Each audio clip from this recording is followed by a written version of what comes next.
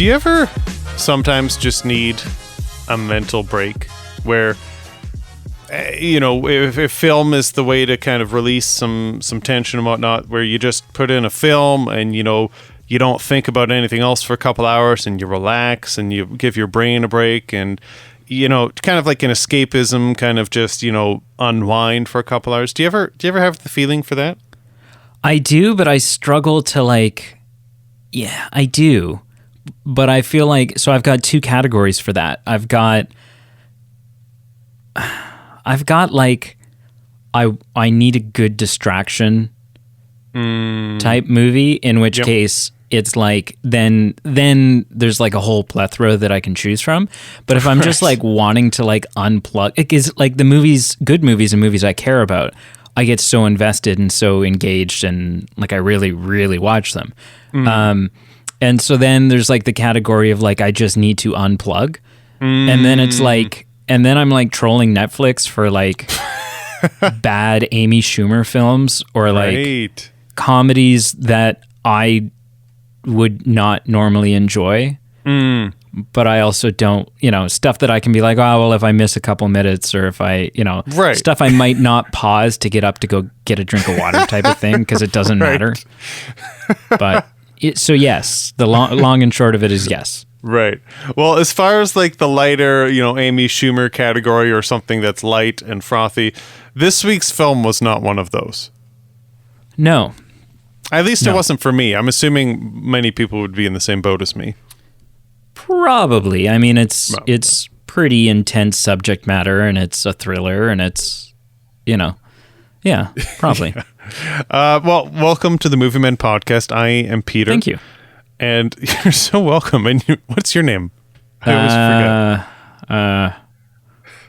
forget. What is it this week? I don't know. Make something up. Steve. Yeah. Steve, otherwise known as Brady. There we go.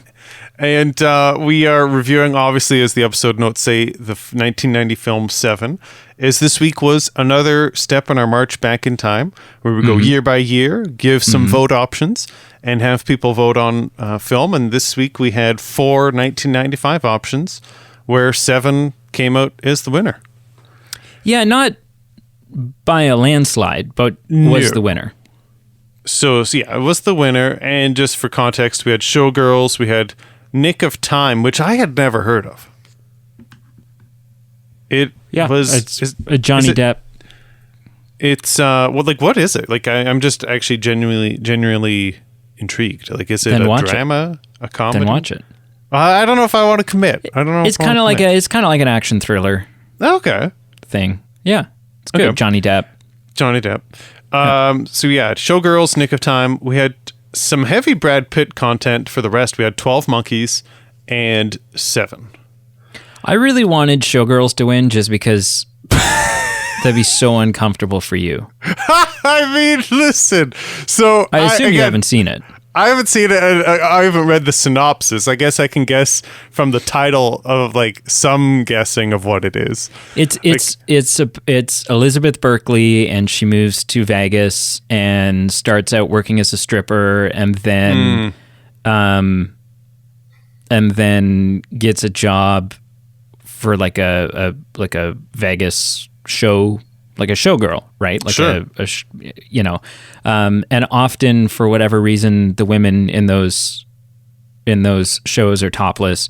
Anyways, it's like, it is, there's not really a lot of like sexual content. So I can't go as far as saying that it's like softcore porn, but it is the definition of gratuitous nudity. Like, the film does not hold back in any regard, but it is a good movie. Like, it's got a good story and there's conflict and there's all kinds of, it's not nudity for the sake of nudity. But there is a lot of it.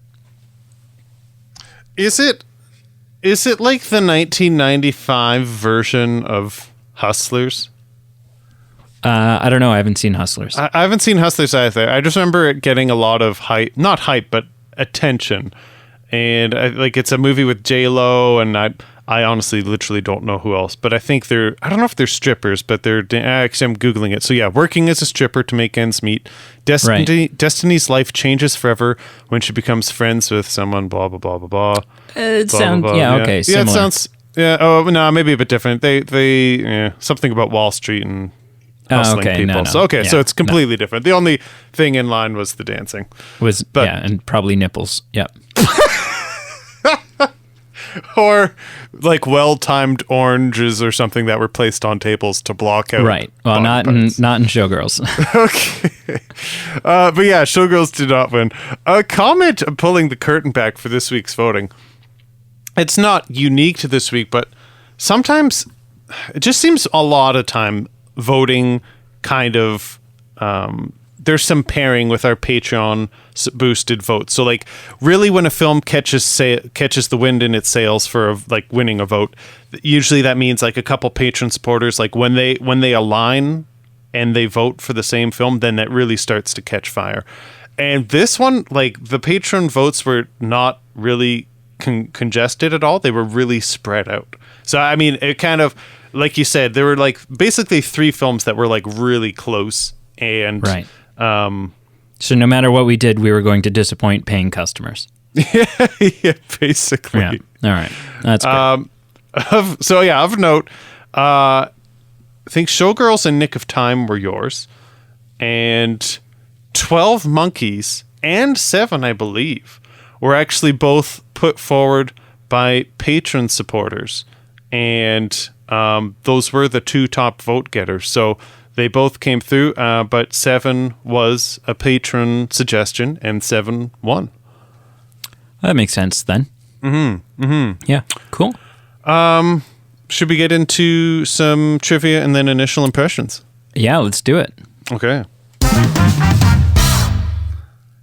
Now. Sometimes I just don't have it. To be honest, I'd rather you not force it, and when it comes, it's just like a shooting star, and we appreciate it for what it is. Sounds good. Yeah, like Halley's Comet. Yeah.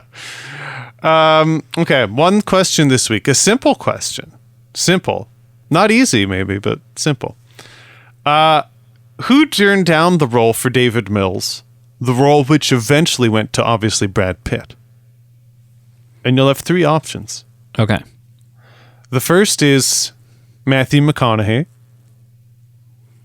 Okay. The second, Denzel Washington. Okay. And the third, Nicolas Cage. So, Ooh. Key definition, they were, turned down the role. So this isn't, someone thought about them, someone said, hey, wouldn't that be funny? And then, they had the opportunity if they had wanted to, and they said, no, thank you, I don't want it. So one of those 3 said that. So I don't think that Matthew McConaughey was getting offered this type of movie in 1995. Like, I think he was... I don't know how well known he even was in 1995. And then shortly after, it was all like he was kind of stuck in this rom-com thing. I want to quickly get up his filmography because I think what you're saying makes sense, and I actually just want to see if it's backed or not, because that does sound right. Because I do remember the longest time was okay. So he had Dazed and Confused in '93. Some other things that I don't recognize in the '90s. There's like A Time to Kill in '96. That was that Sandra Bullock movie. But I feel like you're not. No, this isn't. You're like not offering iconic. it to. If you think that you can get Brad Pitt, you're not offering it to 1990s Matthew McConaughey first. Now I'm actually genuinely asking you. This isn't to throw misdirection. I'm just asking the question. Was 1995 Brad Pitt as big of a deal? Like, I get it, he's Brad Pitt, but did he come more into his own in the later 90s, early 2000s? I'm just spitballing. When did Meet Joe Black come out? Ooh, that's a good question. It's 90s for sure. I'm just going to Google it. Meet JB. And it says 1998. Oh, okay, so after this. And I don't when know. was he on Friends? Was that later in the series of Friends that he was on it? It would have been after this. Okay. But I think he's still a name. He's I a don't name. know. Fair enough. And then Denzel Washington, the only thing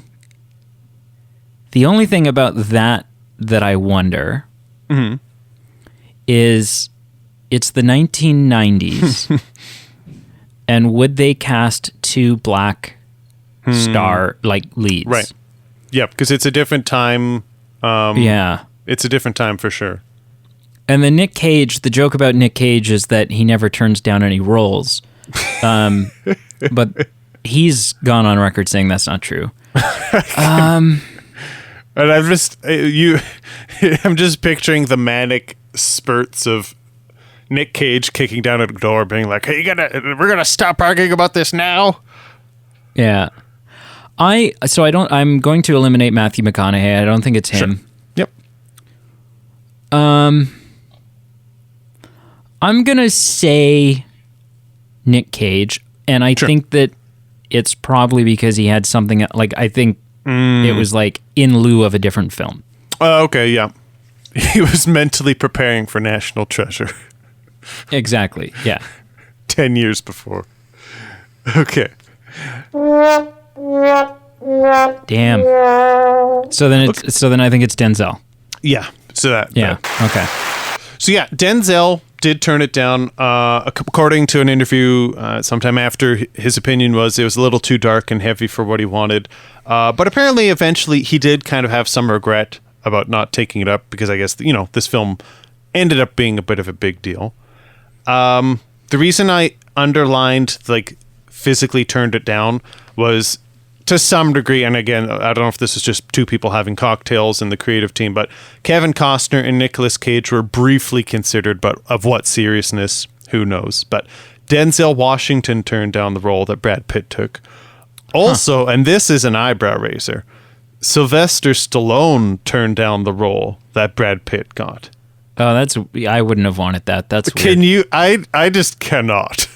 I'm picturing him walking down the street with a bandana in his hair and wearing a muscle shirt and just with that mouth of those lips, the mouth deformation. Either just finding an excuse to go in the jungle or put boxing gloves on and Morgan Freeman's hey, what?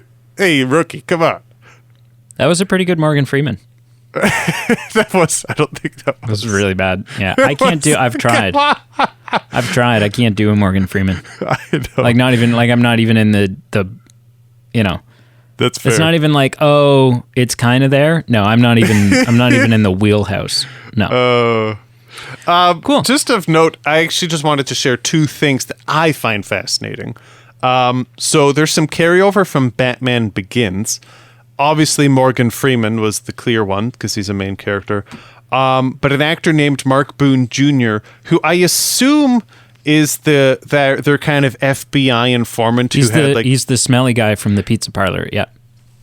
Yeah, he's the falafel guy who's like, "Don't you kids eat falafel?" Yeah. Yeah. So I see what you mean. In this movie, he was the smelly guy. How do you know he was smelly? Because Brad Pitt says that. Okay, that's how he refers to him. Yeah, I think I was so honed in on hey, it's the falafel crooked cop guy that I missed that line. That's funny. And the only other thing that I find interesting is obviously Denzel Washington didn't take this role in this cop movie, but obviously he's known for his role in the cop movie Training Day. And the diner scene in this movie where Tracy meets Morgan Freeman is actually filmed in the same diner where Denzel Washington and Ethan Hawke meet in Training Day, and it's apparently the exact same booth. So I thought that was just a coincidence that it's the same set in both movies and the same Denzel booth, Washington carryover. That's cool. That is neat. All right. First impressions. Yes. I'm going to sound a little bit like a broken record from our last episode. I'm not sure I knew this movie existed. Oh, interesting. Okay. And it wasn't an option that I was rooting for. And then when it won, I watched a trailer. And at least the trailer that I watched was a horrible trailer. A lot of 90s trailers are. Yeah, like not just like made the movie look bad, it just was a bad. You're like, this is just a bad trailer. Like I'm not getting anything from this. Okay, yeah. Yeah, it was just a bad trailer. Sure.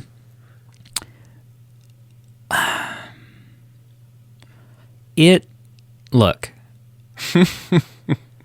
I don't think it's a bad movie. Sure. I don't think I need to. I don't feel the need to watch the movie ever again. Okay. But I think I would need to watch it again in order to really know how I feel about it. Like I know enough. I've got some grievances and I've got some praises and stuff like that to talk about. Yeah. It's just like my first impression, if I could sum it up, is just kind of, you know, Okay. I could take it or leave it. I think it's got one major issue, and a couple of good things, and you know, so it just kind of lives in that sort of, you know, lives where it falls type of thing. Right. I will give my initial impression. Well, no, I'll just give that. I don't need to give any background. My impression of this film, I knew it existed. I remember I had some roommates once when I was in school who watched it. So I think I had seen some of like the first act, but not much. And I had always been turned off about this film just because it is in the grotesque range of just things that are going on, and it's very serious, obviously. But my impression of it was this was like a lot of people consider it's a cult classic. You know, it's iconic, it's great, and whatnot. So just people I know, film pundits, whatever, they all think it's good. And what I will say is I was super invested. I was on the edge of my seat. Once the movie got going, I really was interested in continuing it. I had to just stop the movie partway through because I had just scheduling issues. So when I watched the second part, I was like looking forward to it all day. I'm like, gee, I can't wait to continue. I want to see where this goes. It was on its way to being like the high end of good for me, like really good as far as grading it goes. I likely don't need to watch it again, but there's something about the ending that just kind of, I don't know, I'm a little picky with the ending and I didn't like it. And I kind of setting up the metaphor here, like you're going football with Tom Brady, say, you know, he's throwing a pass down the field and getting a heroic touchdown, and it's everything setting up for that, and it's like, wow, this could be like climactic and incredible and everything that you want. And instead of doing that, his team still wins the game, but they like fumble the ball a lot and kick it around and make a lot of mistakes, and they get a chip shot field goal, and it's still the same thing, but not as dramatic or as great as you'd want it to be. And that's kind of like it was for me. I thought this film was setting up for an incredible ending, and something about it didn't land to me. And I'm like, I'll get into spoilers right here because I just want to say what it was. The concept of like vengeance and envy being in line with you know everything that was all these 7 things that were being led to up in this whole film. Like I get, yeah, that makes sense. You have to go there to finish your storyline. But I think if I could summarize the ending, I think I would have liked an ending that was a bit more of a show, but don't tell. And so I think I'm thinking of like movies that have some ambiguity at the end of it. So like I recently watched Reservoir Dogs, so there's something about that film that was stuck in my mind that, you know, there's something left for the viewer to discern what they think happened. So I think, and this is, I wondered if it was going to be a bit ambiguous, and then it turned out not being, and then I was completely wrong. But I think then what I would have wanted was, you know, we see some type of bloody box. We're unsure of the contents, but all kinds of hints lead towards what it probably is. So I don't need us to be told this is what's in the box and then therefore that's what this. Like I wanted some ambiguity of there's a box, there's blood on it. Brad Pitt's freaking out. Maybe he pulls out the phone messages that were from his wife that he got at the precinct with clues pointing towards her disappearance or something funny going on. And I think I would have found it more impactful instead of just like, because no, like I wasn't that climactically involved when it's like, well, Brad Pitt's probably going to kill this guy now. Like it's just what's going to happen, and I kind of lost interest. I think I just would have been so more captivated if Morgan Freeman had to make his own philosophical, ethical choice at the end, where say maybe there's some dramatic irony where he knows what's in the box and Brad Pitt doesn't know, and all these clues are leading towards the audience so that we can figure, we can guess probably what's happened. And maybe Morgan Freeman has to make a choice of, do I tell Brad Pitt what's truly in the box, or do I just make something up and just say it's another victim, and then Brad Pitt goes home and realizes his wife's missing and he thinks it's just something unrelated. Right. And I think I would have just liked a bit more of like a, let's set up in the audience so they can piece together what's happened, less of a, hey, Brad Pitt, we're going to spell it out for you, and then we have to watch you freak out for 20 minutes. And I think it's just something about that is what didn't land for me, because I'm not a big Brad Pitt fan. I thought his acting was a little poor to start. I didn't really like it. But then for the large part of the film, I thought it was okay. And then the ending and the climax, his acting just didn't do it for me. So maybe that was part of what ruined the ending. But just when he said what's in the box 100 times, I just wasn't buying what was going on. So my initial impression, I knew this was a big film. I thought this was going to be a big film for me, because this isn't my type of film. Like, this isn't what I'd put on to relax or to enjoy. But just based off of merit, I was going to give this an incredible score. And then how the ending didn't round out the way I thought it could have really hurt it for me. See, that's really interesting. I also take issue with the ending, but none of the things, like all of the things that I would also, I think, enjoy the version that you've suggested. But I didn't have any issues with any of that. I just had an issue with Morgan Freeman, like the ending of Morgan Freeman's story, where he's, like, where are you going to be? And he's like, oh, I'll be around. And then the movie ends. I'm like, oh. So Brad Pitt goes to jail. Morgan Freeman's going to go have a farm or something. and then credits roll. Like, that felt very abrupt to me. From an emotional character perspective, it does seem abrupt, doesn't it? Because you think we see a bit of where Brad Pitt kind of gets to him a little bit, because you see him laying awake at night throwing his metronome. You see that there's been a shift in what his thought process is. We're not exactly sure to what degree, and that's a good point. I thought he was going to stay on. I thought he was going to stay on, or at least something a little bit more definitive. And this was, I guess I don't need it spelt out to me, but I think I need a bit more resolution with that character versus just, we're going to hang around and then, roll credits. That's a good point. Yeah. All right.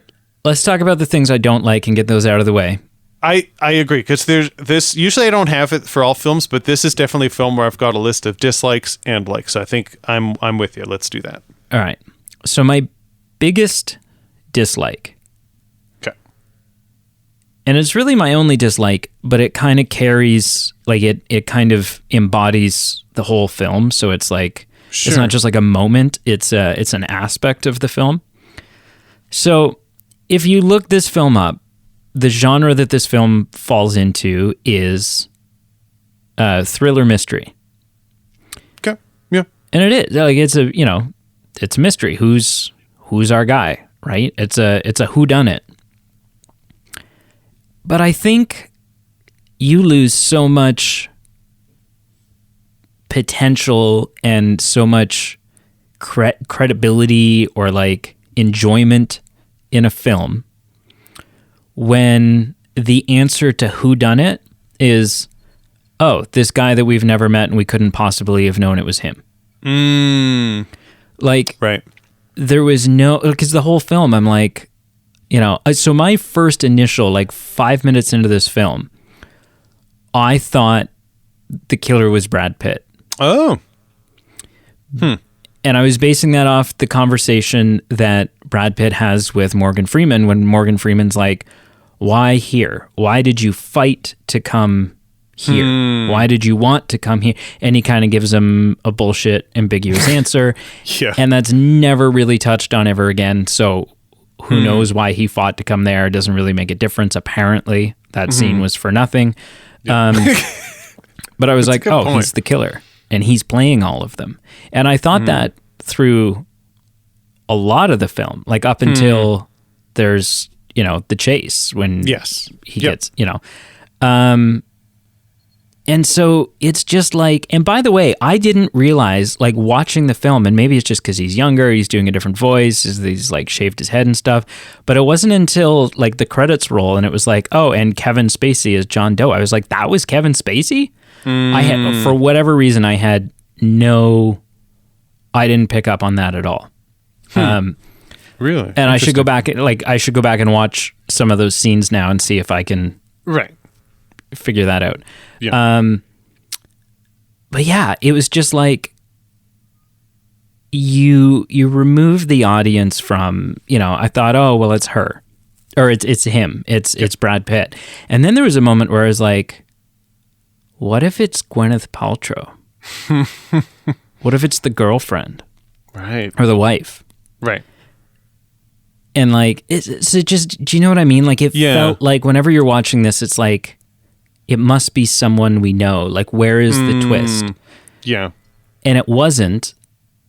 And so that just kind of left me feeling like, oh, so I really was just along for the ride. Like, there is nothing for me. It's not like Scream where you can be like, who's got motives, or the Murder on the Orient Express, Death on the Nile films where you're like, okay, who has an alibi?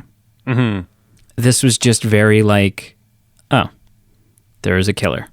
And don't get me wrong, like it's horrific what happens to Brad Pitt's wife, and like as a character that there's nothing like that is a horrible thing that he discovered.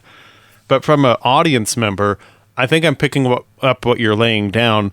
There would be more dramatic element to, hey, in this final climax, we find out that, erase the Kevin Spacey in the back of the car and everything leading up to, like, just to make it work, delete all that from your mind. But just in the climax, you find out that it is Gwyneth Paltrow, so that not only, do you say, hey, I had a chance to find out, or, catch some red flags that something's going on, but just as a gut punch to Brad Pitt, to have him have the realization of finding out the killer to only be someone that he loves would be such a kind of like a paradox of like high lows. Like I guess I'm just saying, there can be some really good dramatic stuff that you can do if it's a character that's within the sphere of us knowing who it is. Yeah, and then you show us a series of flashbacks, how it was her all along, and sure, and you can totally buy and believe that because. She's never, it's not like, well, it couldn't have been her because she's often not around. Right. So, but yeah, so I think that was just kind of the big thing for me when I finally realized, it's not really a mystery, or it is a mystery, but it's not a mystery that I can do anything about because the answer was, just some person we've never met yet. And so that was just like, I don't know. That rubbed me the wrong way. Literally, that's it. That's my big, I didn't like it. Okay. The things I didn't like, well, I already covered the ending. I think I warmed up to Brad Pitt's character, and I'm not talking about his acting here. Like, I already covered that. Disliked it, liked it, and then disliked it again. I think at times the whole greenness of his character, like I know he always kept throwing, hey, I'm 5 years, I'm not a rookie, blah, blah, blah. But there were times where he was just a bit tone deaf or a bit of an arrogant, cocky, young gun. And so there were times I get it. You're having this retiree and this young gun, and they should conflict and kind of have some opposition here. So I get it. But there were times I was just like, I'm a little bit over this young gun here. I think my biggest dislikes would be some of the cliches. And I guess, this is from the 90s, so maybe this wasn't a cliche at the time and it's just grown into a cliche, but just things like, I'll just use the example of like the police captain where he's like drumming up Morgan Freeman saying like, you were born for this, you can't retire, or, Morgan Freeman or the captain answering the phone and just yelling, this isn't even my desk, grouch, grouch, grouch, grouch. And we don't have the budget to reassign you. You got to stay on this case. Just like there's some cliche detective movie stuff where we'll get into the likes of things that I thought it veered away from the traditional detective movie stuff, which I thought was great.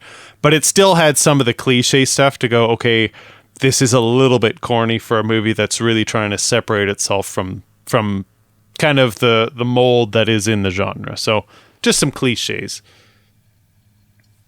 That's fair. Yeah, I think those didn't bother me, but I can see how they're.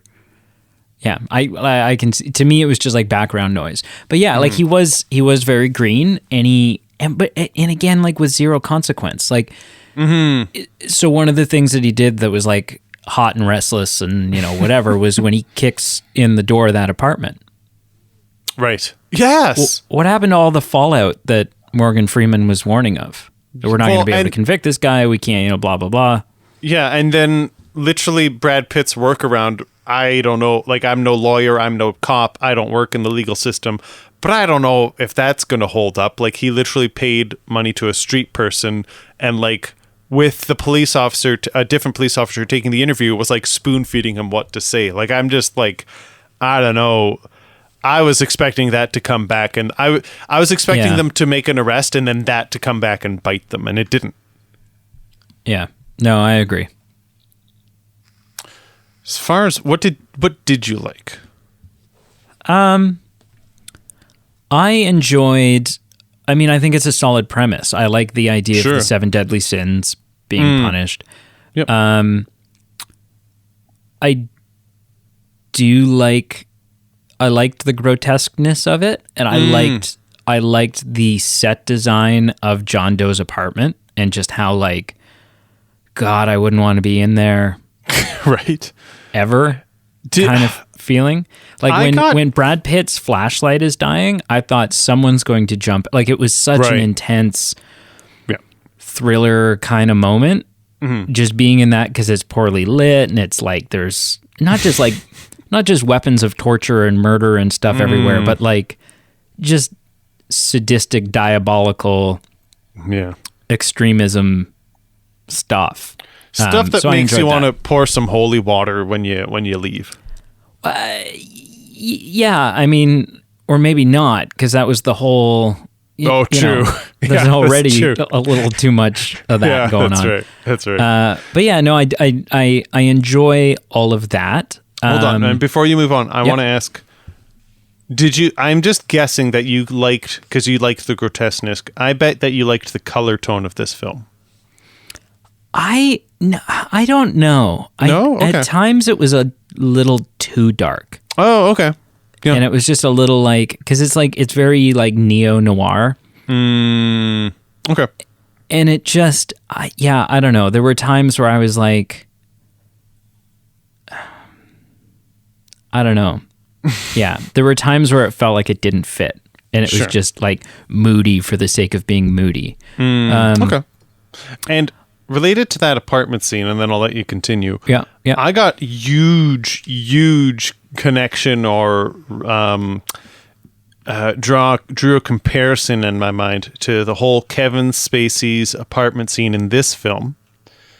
And in just a few weeks ago when we reviewed The Batman, the Riddler's apartment, I got huge vibes. Like obviously quite different in some ways. I thought you were going to say Kevin Spacey's apartment in real life.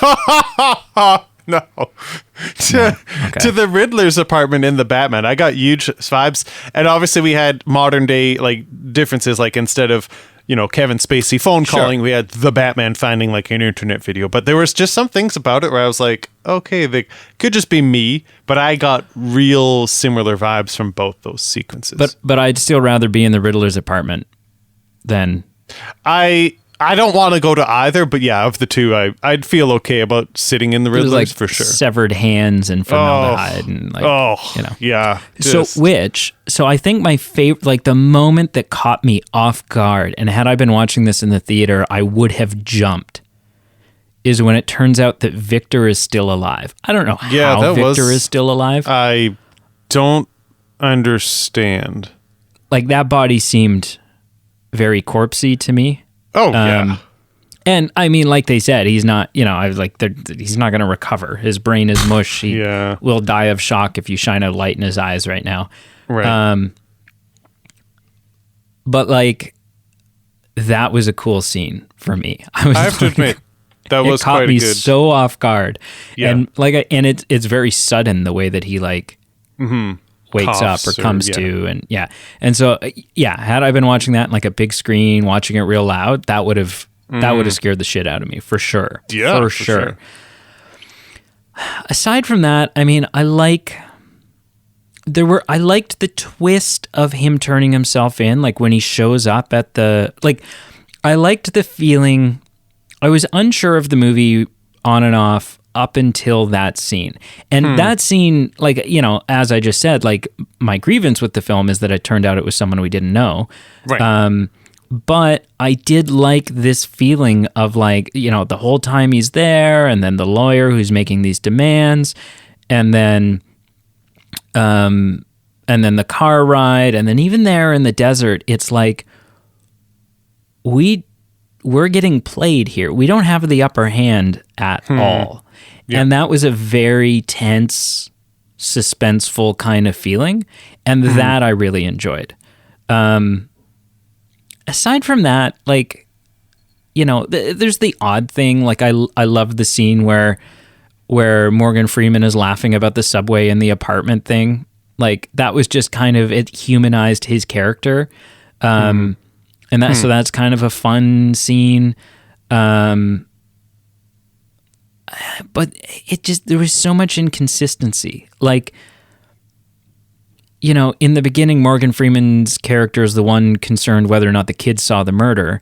And then later, it almost seems like he's on the opposite side, and he's much more, you know, like when he's talking to Brad Pitt, he's very like, you know, all we're doing is, you know, we're not hunting down a killer.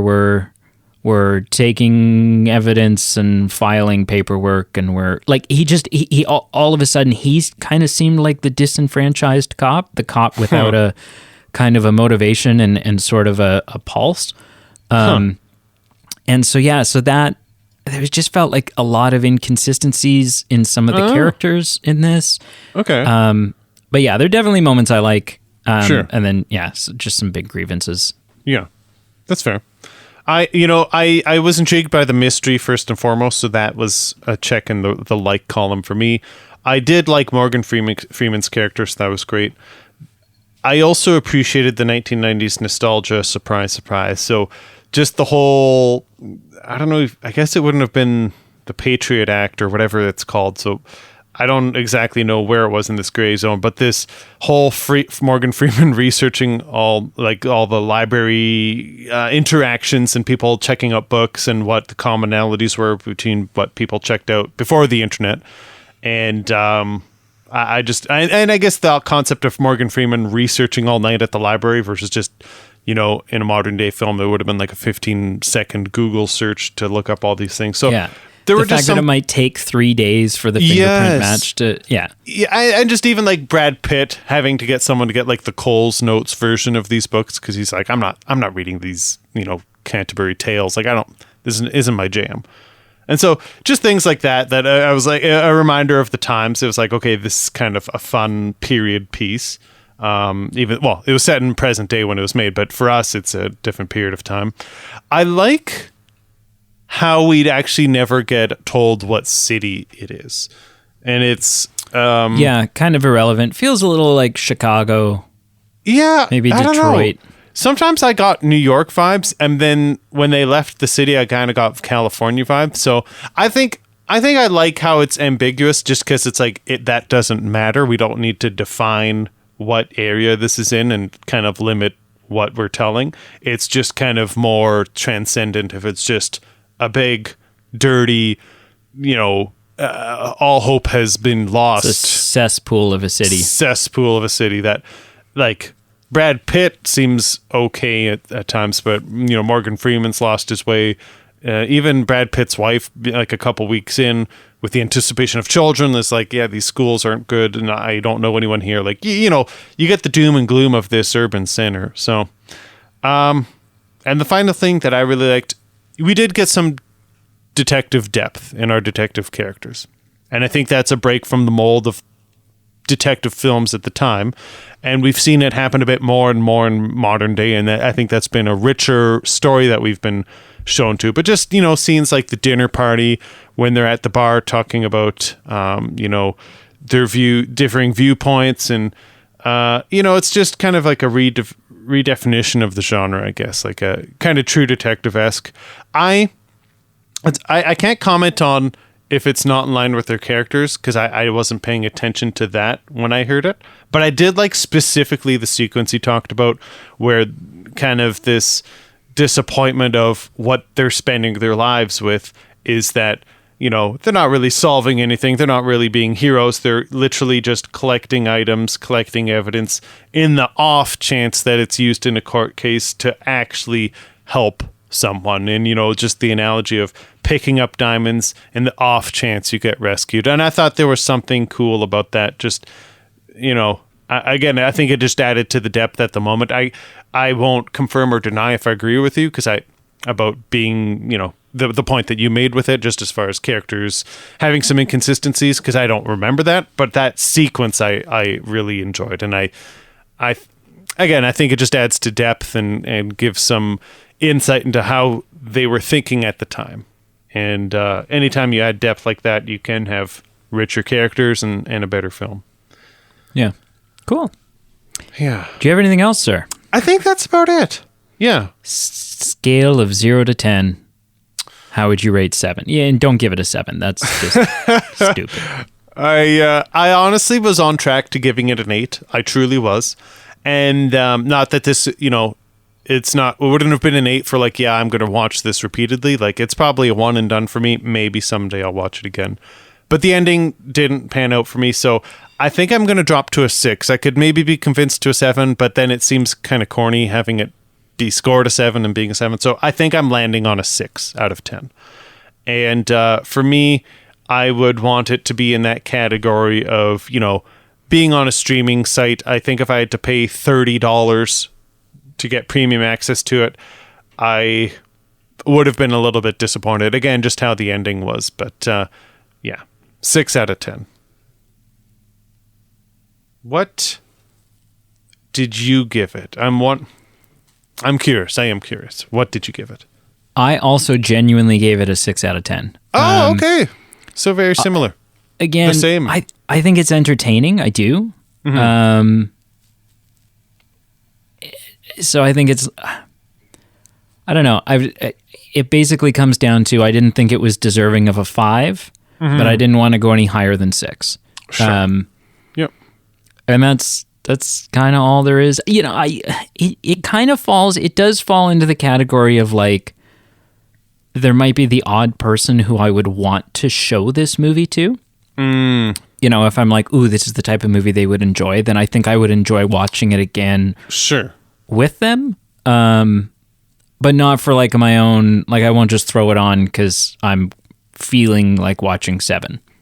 Right. Yeah. Cool. And I can see, I'm glad I watched it because it is a famous film, an iconic film. And again, shout out to Andrew, who seems to be he's now the CEO of the Movie Men, because this is the second week in a row that he kind of had something to do with the film we reviewed quite directly. So this was his suggestion putting forward. So I don't regret watching it because I think it's an iconic film and a lot of people talk about it. So I finally wanted to just see it, just to see for myself what's going on here. And I get why it's popular because at the time it was probably pretty revolutionary. But looking at the director's work, there are other films that I would prefer watching. I think Gone Girl would be more up my alley as far as if I had to pick a film that he's been involved with. That's more up my alley. Does that mean I have to do we need to increase Andrew's cut? I mean, he's on the payroll now. Because I don't think I'm willing to do that. There might be some layoffs coming up. Layoffs. Lean times. Yep. Listen, I have some movie news that I'd like to tell you about and hear your reactions to. Okay. So, first, I have 2 pieces of Top Gun Maverick news. Oh, man. I am so excited. I have not been excited just because I kind of in Predator, I don't have time to bleed. I don't want to have the time to be excited just because what's the point of getting excited for something and then it's coming out in 3 months? It's like, I'll get excited for it when I can taste it, and I can taste it. Yeah. It's so good. Listen. So Top Gun Maverick recently showed at the Cannes Film Festival. Okay. To which Seems odd. Yeah, well, no, they show big. It's not all independent films. Okay. Yeah, they show big stuff. Okay, fair enough. To which it received a 5-minute standing ovation. 5 minutes. That is a long time. Like, if we just had 5 minutes of silence, that would be like an eerily... Like, 5 minutes is a long It's an eternity time. for something like that. Right? Just standing and clapping and cheering for 5 minutes? That's exhausting. For everyone involved. Yeah. Wow. Wow, 5 minutes, okay. Top Gun Maverick is set to be the largest film opening of Tom Cruise's career. Like, financially? Financially, yeah. They're projected to be. Oh, wow. Yeah. Oh, wow. Which is not saying nothing. Listen, we can have a whole podcast about, do we like Tom Cruise as a person? Do we like his acting? Do we like the films that he's in?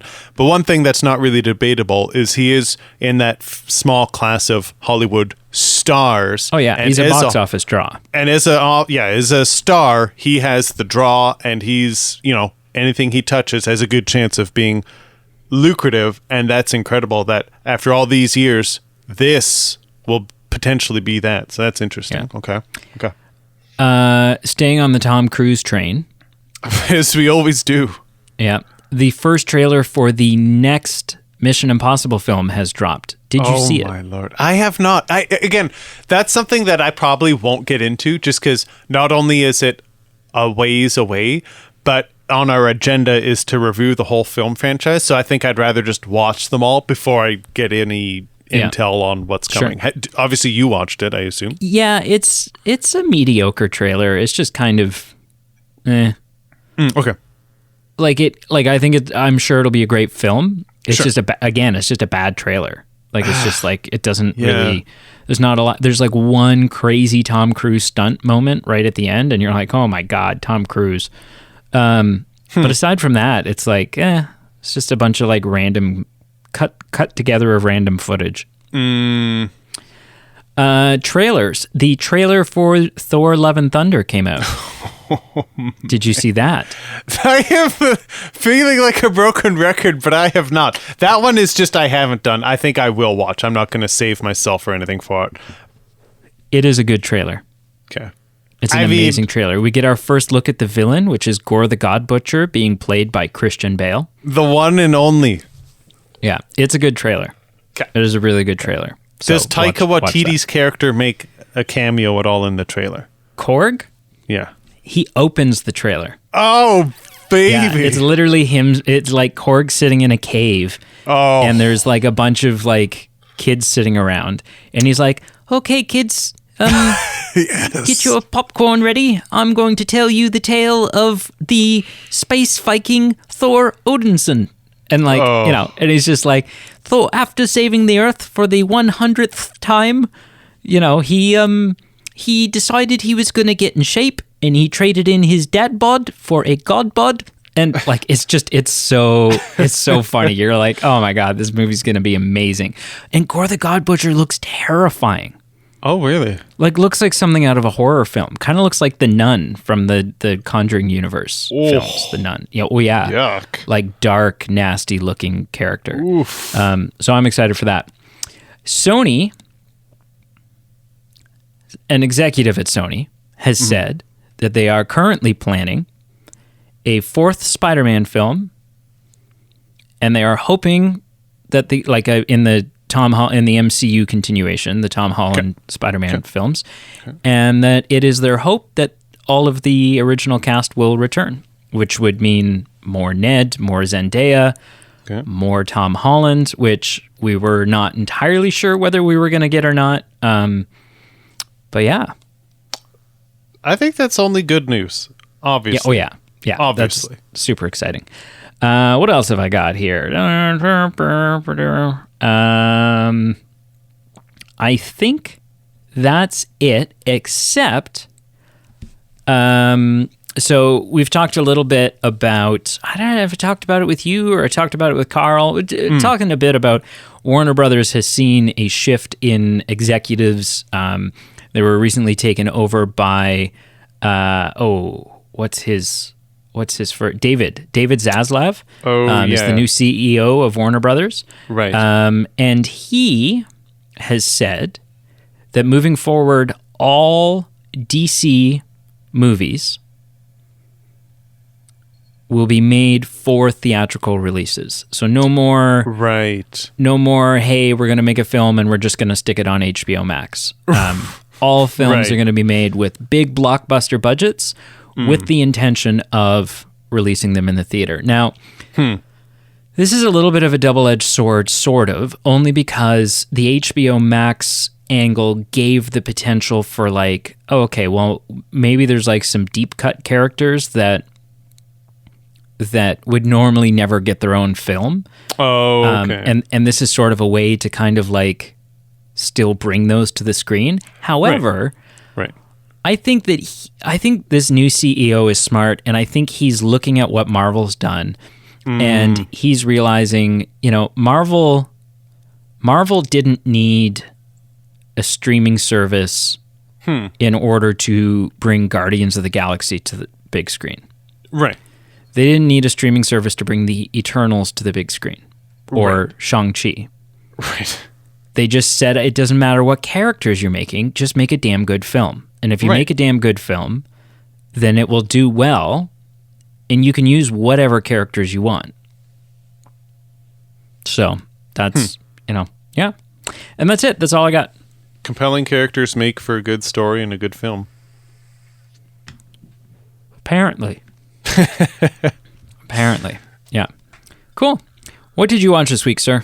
Only two things. The first was actually another kind of detective mystery film. I watched the 2013 Prisoners connection to Dune with Denis Villeneuve. I believe he directed that. Yeah.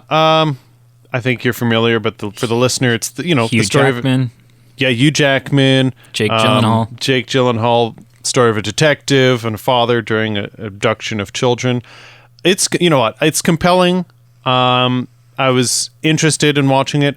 It didn't quite hold up, maybe like I had remembered, or maybe how I had built it up in my head. I think just there were some character depth gaps that if they had been filled in or a bit deeper, I think it would have been a bit more easy for me to grab onto, or had a bit of a deeper depth for me to say this is a good film. So respectable, but not amazing. So I gave it a 6 out of 10. That's a movie that has a really good trailer, and the film doesn't. Like, the trailer makes the movie seem a lot better than the movie actually is. And I mean, after like the 12 trailers that you asked me if I watched, and I said no, I do remember watching the trailer for this one, so I can comment on that, and I would agree with that. Like, I mean, there are things the film does well. There's some dramatic irony moments where the audience knows things that individual characters know, that the audience has the whole piece, but each character has like a different piece. So like there's just things that are done well, but that's an interesting observation that I'd probably agree with. The trailer is better than the film. That dramatic irony is something that I think Se7en could have utilized and benefited 100%.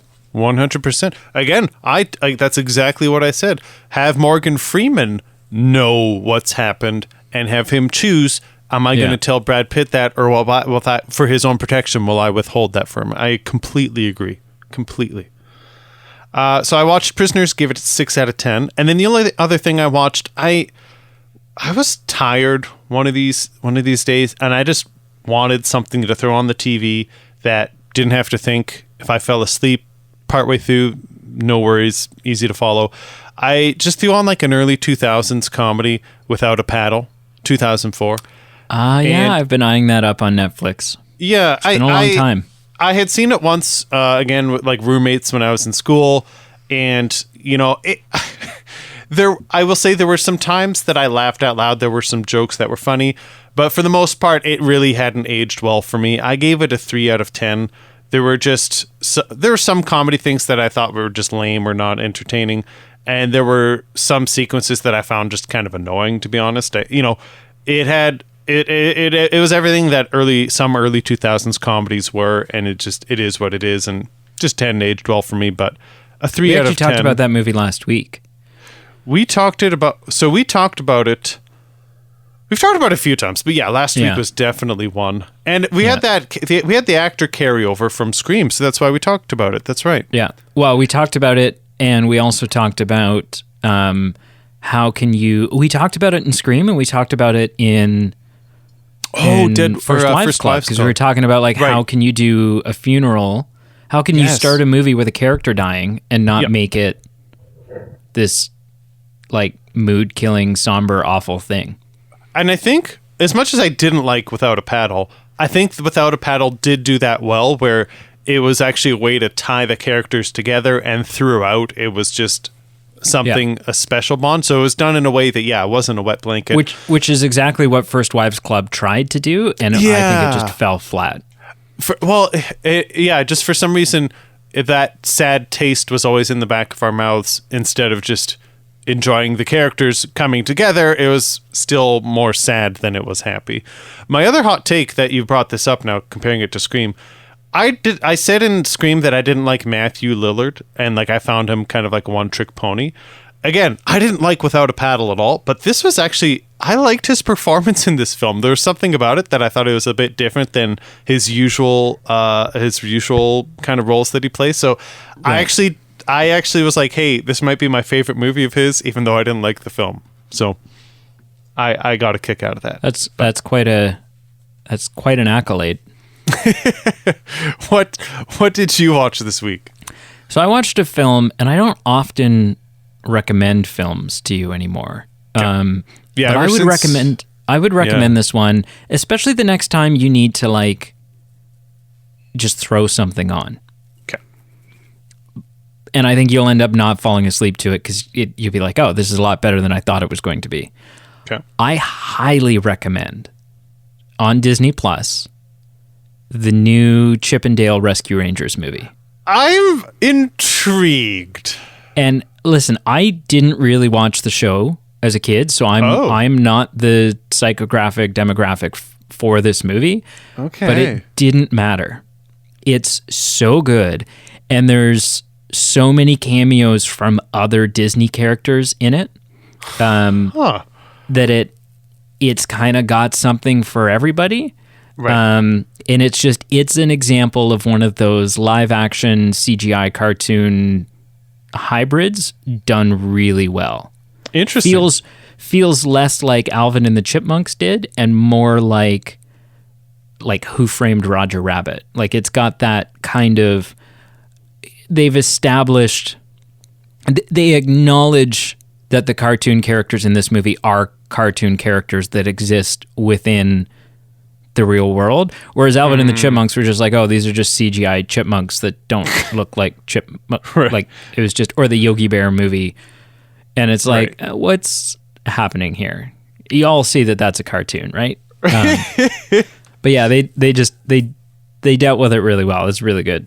Can I just ask a follow-up question? Yeah. Because I did, not religiously, but I did watch that show growing up. So I was intrigued to begin with, and now you've piqued my curiosity. I noticed it on the Disney Plus. Is it available to everyone, or do you have to pay a premium to get it? No, it's right there. Just grab it. Okay. And everyone's there. Monterey Jack, Gadget, oh yeah. And so the movie's kind of set it's set in modern day. And it acknowledges the show that Chip and Dale and these other characters were actors on the Chip and Dale Rescue Rangers show, that they had their own show, and now it's been 20 years and they've gone their separate ways. They've had a falling out, Sure. So it really feels, it's a good movie. It's a really good movie. The other film that I watched that is very similar, it's in the same. It was a rewatch for me. It's in the same lane, and it's also so good. As I rewatched the first Sonic the Hedgehog movie. Okay, yep. It's so good. It's especially, Jim Carrey is is just, he steals every scene he's in. He's Right. so good in this movie, which was so refreshing after a decade or so of like mediocre hit and miss Jim Right. Carrey performances. Yep. But yeah, both films are excellent, and those are the two movies I watched this week. Very cool. And I know you're such a Jim Carrey fan, so every time you mention that movie, I get it. I get why you're watching it. I even like James Marsden in it. What the heck is wrong with you? I don't mind James Marsden, but like But I hate feel him. like He's a wiener. this podcast was built on the foundation that you hated that man. So for you to say Yeah. that is just quite something. No, it's worth the watch, my friend. Interesting. Yeah. Interesting. All right, wrap it up, sir. All right. Well, honestly, thank you everyone for listening, first and foremost. And thank you for everyone who voted, whether you're a patron with a supercharged vote or everyone else who just voted as well. Honestly, voting does help. It's a fun way to listen, hear back from you saying what film you prefer. And it also it's fun to help have you influence the show. So thank you for voting. Thank you for listening. Check out our Patreon page, merchandise page. Help support the show if you're feeling so inclined. And like, follow, subscribe everywhere you can, and reach out with a like, comment, or a message. We do appreciate it. And until next week, where we will be talking about Top Gun, and I can already guarantee I'll know what one film will be and what I watched. I can already. I got to do a little refresher, eh? Doing a little refresher. I sure That did. makes sense. Yeah, I started it. Maybe I okay. should. Peeling the curtain back, I haven't watched it in a while, and I honestly was like, do I really need to rewatch it? Because, I mean, whatever. And so I decided, and I started again because of schedules. I watched part of it, and I'm watching the rest tomorrow. And I was exercising when I watched it, and when like the Danger Stone started playing and I was like pumping some iron, I was like, I've made the right decision in life. Just in general. It was great. Well, and also just shirtless volleyball. You're like, oh, that's now I know. Like I can aspire to this target.